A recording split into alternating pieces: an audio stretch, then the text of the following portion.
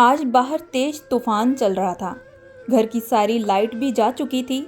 मैं बिस्तर पर सहमी हुई बैठी थी। आज मुझे काफ़ी डर भी लग रहा था। एक अजीब सा मुझे एहसास भी हो रहा था। मेरी शादी अरेंज मैरिज थी, लेकिन अभी तक मेरा पति मेरे कमरे में नहीं आया था। मैं बस दरवाजे की तरफ देखकर उसका इंतज़ार कर रही थी।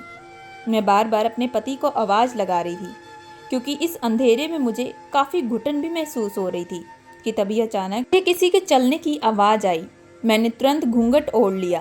तभी मेरे पति कमरे में आए और जैसे ही वो मेरे पास आकर बैठे तो वो मेरी तारीफ़ें करने लगे थे। उस वक्त मैं बेहद खुश थी। उनके बात करने से मैं अब नॉर्मल हो चुकी थी, लेकिन अचानक ही मेरे पति उठकर खड़े हो गए। कहने लगे कि अभी इसी वक्त उन्हें अपनी भाभी के पास जाना है। ये कहते ही वो तुरंत अपनी भाभी के पास चले गए। मैं उनसे कोई सवाल भी न कर पाई थी, क्योंकि मेरी अरेंज मैरिज थी। मैंने सोचा था कि वो थोड़ी देर बाद वापस आ जाएंगे, लेकिन इंतज़ार करते करते मैं कब गहरी नींद में चली गई मुझे कुछ मालूम नहीं। सुबह उठी तो मैंने देखा कि मेरे पति बगल में नहीं थे। मैंने सोचा कि शायद उन्हें रात को कोई काम आ चुका होगा, इसी वजह से वह मेरे पास नहीं आ पाए। मैं दिन भर काम की और जैसे ही रात को फिर से मेरे पति कमरे में आए तो वह फिर से मेरी तारीफ़ें करने लगे। लेकिन इसके बाद वह मुझसे कुछ कहने ही वाले थे कि अचानक वह कहने लगे कि अभी इसी वक्त उन्हें अपनी भाभी के पास जाना है। मैं इतना समझ चुकी थी कि मेरे पति अपनी भाभी को बहुत चाहते हैं, उनका बहुत सम्मान करते हैं। इसी वजह से मैंने उन्हें जाने से बिल्कुल भी नहीं रोका। अब यही सिलसिला पूरे 1 हफ्ते तक चलता रहा, लेकिन एक दिन मुझसे बिल्कुल भी बर्दाश्त न हुआ। मैंने सोचा कि भला आखिर मेरा पति इतनी रात को अपनी भाभी के कमरे में क्यों जाता है। आज मैं ये सच जानकर ही रहूंगी। जैसे ही मेरे पति अपनी भाभी के कमरे गए तो मैं तुरंत उनका पीछा करने लगी। कमरे में जाते ही पति ने दरवाजे को बंद कर लिया। जब मैंने खिड़की से झांक कर देखा तो मेरे पूरे होश उड़ चुके थे। मेरी जेठानी मेरी पति की बाहों में थी और वह दोनों लगातार पूरे जोश के साथ। मेरा नाम गौरी है। मैं बिलासपुर के एक छोटे से गांव में रहती थी। मेरे पिताजी एक चौकीदार की नौकरी करते थे, जिनकी आमदनी बहुत ही ज़्यादा कम थी। उससे हमारे घर का गुजारा कर पाना बड़ा ही मुश्किल होता जा रहा था। हम लोग दाल रोटी खाकर ही अपनी ज़िंदगी गुजार रहे थे। जैसे जैसे मैं बड़ी होती जा रही थी, मेरे माता पिता को मेरी चिंता सताने लगी। मेरे माता पिता मेरी शादी सिंपल तरीके से ही करना चाहते थे, ताकि खर्चा कम आए। लेकिन जो भी लड़का मुझे देखने के लिए आता तो उनकी डिमांडें भी बहुत बड़ी बड़ी होती। कोई शादी में गाड़ी मांगता तो कोई बंगला, तो कोई हीरे जवाहरात। मेरे पिताजी इन सब चीज़ों को सुनकर काफ़ी परेशान हो चुके थे। मेरे पिताजी शादी में ये सब बिल्कुल भी नहीं दे सकते थे। उस वक्त घर के हालात देखकर मैं बहुत ज़्यादा दुखी हो जाया करती थी। मेरे माता पिता ने रिश्ता देखने वाली एक औरत को भी हमारे घर के हालातों के बारे में अच्छे से बताया था कि कोई अच्छा सा लड़का हो जो शादी में इतनी डिमांड ना करे, क्योंकि हम शादी सिंपल तरीके से करना चाहते हैं। मेरे माता पिता शादी के दौरान इतना लेन देन नहीं करना चाहते थे। इसी तरीके से पूरे 2 साल बीत चुके थे, लेकिन इन 2 सालों में मेरे लिए बहुत सारे रिश्ते भी आए थे, क्योंकि मेरी गोरी सुंदरता को देखकर हर कोई मनमोहित हो जाया करता था। लेकिन शादी पक्की हो जाने के बाद उन लोगों की डिमांडें स्टार्ट हो जाती थी, जिसे सुनकर हम लोग काफ़ी परेशान हो जाया करते थे। ऐसे ही हम लोग 2 वक्त की रोटी भी बड़ी मुश्किल से खा रहे थे। इन 2 सालों में मैंने मन ही मन सोच लिया था कि जैसा माता पिता चाहते हैं वह लड़का मेरी किस्मत में बिल्कुल भी नहीं है। ये कहूँ कि मेरी ज़िंदगी में शादी बिल्कुल भी नहीं लिखी है। इसी वजह से अब मैंने दिल ही दिल में शादी के ख्वाब को भी ख़त्म कर दिया था। एक दिन मैं किचन में खड़ी होकर खाना बना रही थी, तभी रिश्ता लगाने वाली औरत हमारे घर पर आई। वह बहुत तेज चिल्लाने लगी और मुस्कुराते हुए मुझे कहने लगी, ससुराल में जाने की तैयारियां शुरू कर दो, क्योंकि जल्द ही तुम्हारे हाथ पीले होने वाले हैं। इस खबर को सुनते ही माँ तुरंत भागती हुई आई। कहने लगी कि क्या मतलब है तुम्हारा। तभी वह औरत कहने लगी, दूसरे गांव से एक रिश्ता मिला है। लड़के के माता पिता नहीं है, बस उसके भाई और भाभी ही है। सुना है लड़का बहुत अच्छा है और बहुत अच्छा कमाता भी है। शहर में उसका खुद का एक कारोबार भी है। उसके नाम जमीन जायदाद सब कुछ है। यह रिश्ता हमारी गौरी के लिए बहुत ही अच्छा होगा। लड़के वालों ने कोई डिमांड भी रखी नहीं है। माँ तभी कहने लगी, अच्छा रिश्ता है तो वह लोग तो डिमांड भी खूब करेंगे, लेकिन शादी के बाद वह डिमांड भी कर सकते हैं।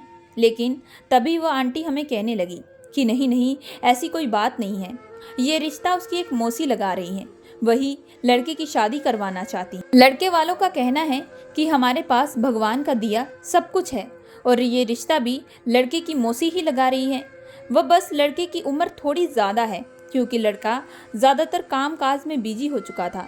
वह लड़का 35 साल का है, लेकिन अभी तक उसने शादी नहीं की कि वह जिंदगी में एक अच्छे मुकाम पर पहुंचना चाहता था, अपने कारोबार को अच्छे से सेट करना चाहता था ताकि जिंदगी में कभी कोई परेशानी ना आए जिसकी वजह से वह शादी न कर सका।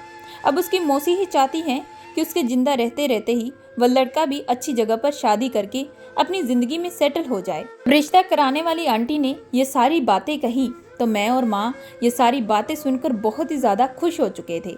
वह तुरंत कहने लगे कि भगवान ने मेरी दुआ सुन ली, मेरी बेटी की भी अब शादी होगी, उसके हाथ भी पीले होंगे। तभी मम्मी पापा ने लड़के वालों को मिलने के लिए कल हमारे घर पर बुलाया। दूसरे दिन लड़के वाले मुझसे मिलने के लिए भी आए थे। लड़का दिखने में काफ़ी अच्छा था, मुझे देखते ही उसने पसंद भी कर लिया था। मुझे भी लड़का पसंद आ चुका था और शादी में कोई चीज़ की उसने डिमांड भी नहीं की थी। यह सब देखकर मैं बेहद खुश थी। मैंने सोचा कि चलो पिताजी को अब कोई चिंता भी नहीं होगी। फिर घर वालों की रजामंदी से जल्द ही हमारी शादी भी तय कर दी गई। पिताजी ने कहा कि बेटा, हम शादी सिंपल तरीके से ही करना चाहते हैं, लेकिन तभी लड़के ने कहा कि आपको शादी में कोई भी खर्चा नहीं उठाना पड़ेगा, इसी वजह से शादी भी धूमधाम से की जाएगी। मैं इस शादी से बेहद खुश थी, लेकिन माता पिता को अकेला छोड़ने का दुख भी काफ़ी था। माता पिता से विदा होकर मैं अपने ससुराल चली गई। ससुराल में मेरी जेठानी ने ही मेरा स्वागत किया था, लेकिन जैसे ही मैंने घर में प्रवेश किया तो पूरे घर की लाइटें चली गई थी। बाहर बहुत तेज तूफान और बारिश होना स्टार्ट हो चुका था। उस वक्त मेरे पति की मौसी भी बगल में खड़ी थी। वह मुझे देखकर कहने लगी कि घबराओ नहीं बेटी। फिर उन्होंने मुझे मेरे पति के कमरे तक छोड़ दिया। इससे पहले मेरे पति से कभी भी मुलाकात भी नहीं हुई थी और ना ही शादी से पहले कभी भी हमारे फ़ोन पर बात हुई थी। इन सब लोगों से पहली ही बार मैं मिलजुल रही थी, इसी वजह से मैं काफ़ी नर्वस भी हो रही थी। पति के कमरे में जाते ही पूरा कमरा अंधेरे से भरा हुआ था। सहमी हुई बिस्तर पर बैठी थी। मुझे काफ़ी ज़्यादा डर भी लग रहा था। मेरे माथे से पसीने भी छूटने लगे थे। आज मेरा गृह प्रवेश था, लेकिन उसी वक्त घर की लाइट भी चली गई थी। इतनी तेज तूफान का आना ये कोई ठीक बात नहीं थी। मैं मन ही मन परेशान होने लगी थी। मेरे मन में बहुत सारे तूफान भी चलने लगे थे। मैं सहमी हुई बैठी बस अपने पति का इंतज़ार कर रही थी। तभी मुझे मेरे पति के चलने की आहट आने लगी। मैंने तुरंत अपने माथे से पसीना पोंछा और एक लंबा सा घूंघट ओढ़कर तुरंत ठीक ढंग से बैठ चुकी थी। मेरे पति जैसे ही कमरे में आए तो उन्होंने मेरी तारीफ़ें करना शुरू कर दिया था। वह तुरंत मेरा हाथ पकड़कर मुझसे अपने प्यार का इजहार करने ही वाले थे कि तभी कुछ देर बाद अचानक ही वह उठकर खड़े हो गए और कहने लगे कि अभी मैं अपनी भाभी के कमरे में जाने वाला हूँ, मेरी भाभी मुझे बुला रही हैं। इससे पहले मैं उनसे कोई सवाल पूछता तो वह तुरंत वहाँ से जा चुके थे। मैंने सोचा कि शायद भाभी को कुछ काम आ गया होगा, इसी वजह से वह चले गए हैं।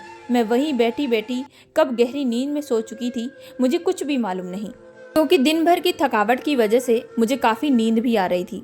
सुबह उठी तो मैंने देखा कि घर की लाइट भी जा चुकी थी, लेकिन जब मैंने अपने बिस्तर पर निगाह डाली तो देखा कि मेरे पति बगल में नहीं थे। इसका मतलब था कि वह सारी रात इस कमरे में नहीं आए।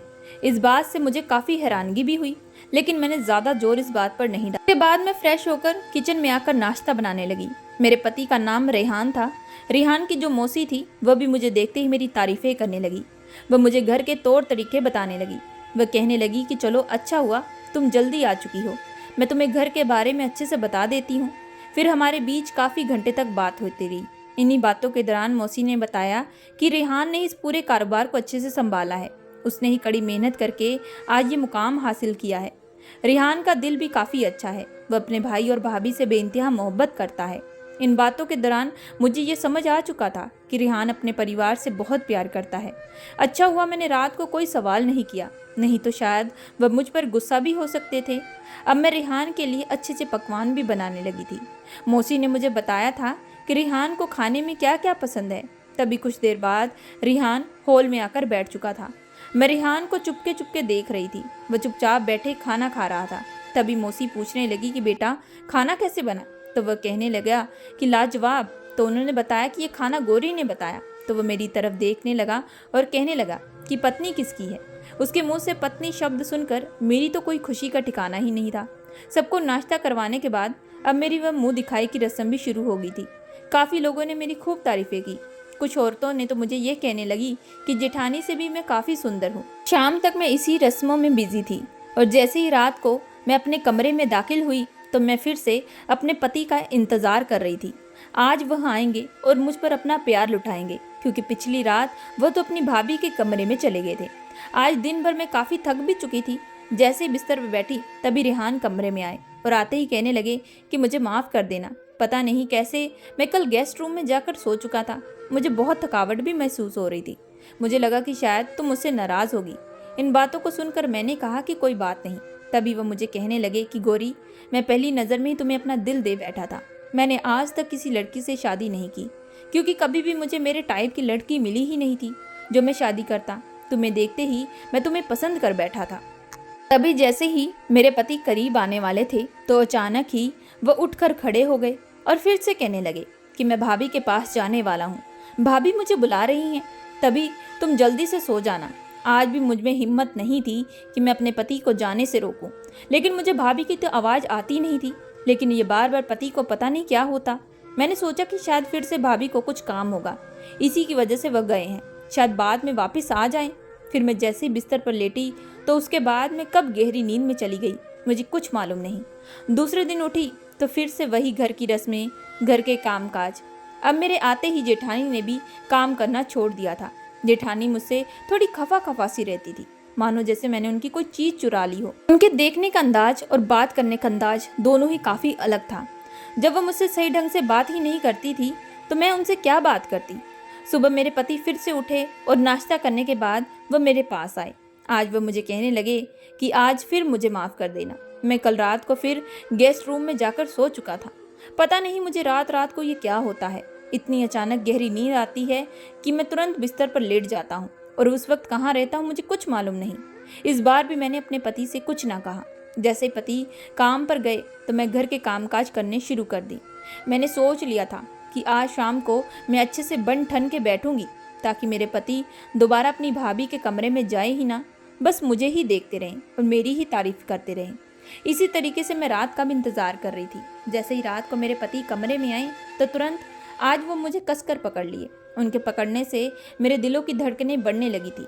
इस बार मैं बहुत ही ज़्यादा खुश थी कि आज हम दोनों एक दूसरे के करीब आएंगे। लेकिन जैसे ही फिर से मेरे पति आगे बढ़ने वाले थे कि तभी अचानक फिर से वह खड़े हुए और कहने लगे कि मुझे अभी जल्दी ही भाभी के कमरे में जाना है। और ये कहते ही वह तुरंत वहाँ से चले गए थे। मैं पीछे से उन्हें आवाज़ भी लगा रही थी कि आपकी भाभी ने तो आवाज़ दी ही नहीं, लेकिन उन्होंने मेरी बात का कोई जवाब भी नहीं दिया था।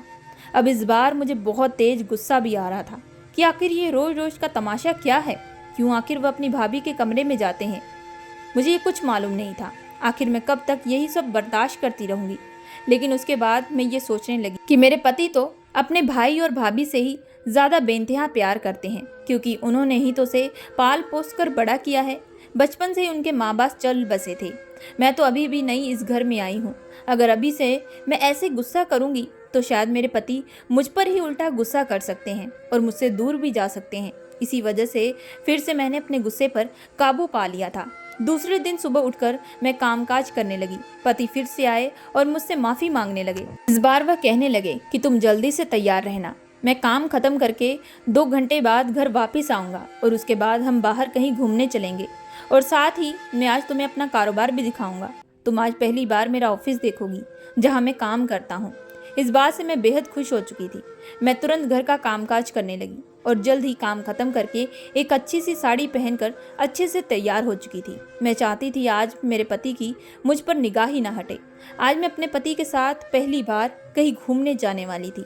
और फिर ठीक 2 घंटे के बाद मेरे पति घर के बाहर वापस आ चुके थे। वह मुझे अपने साथ गाड़ी में बिठाकर बाहर घुमाने के लिए ले गए। आज पति ने सारे रास्ते मेरा हाथ पकड़ा था। उनके हाथ पकड़ने से ही मेरे तन बदन में एक आग सी लगने लगी थी। मेरे जो जज्बात थे वो मचलने लगे थे। मैं इस बात से बहुत खुश थी कि मेरे पति मुझसे बेइंतहा प्यार करते हैं। मेरे पति मुझे अपने साथ मॉल में ले गए।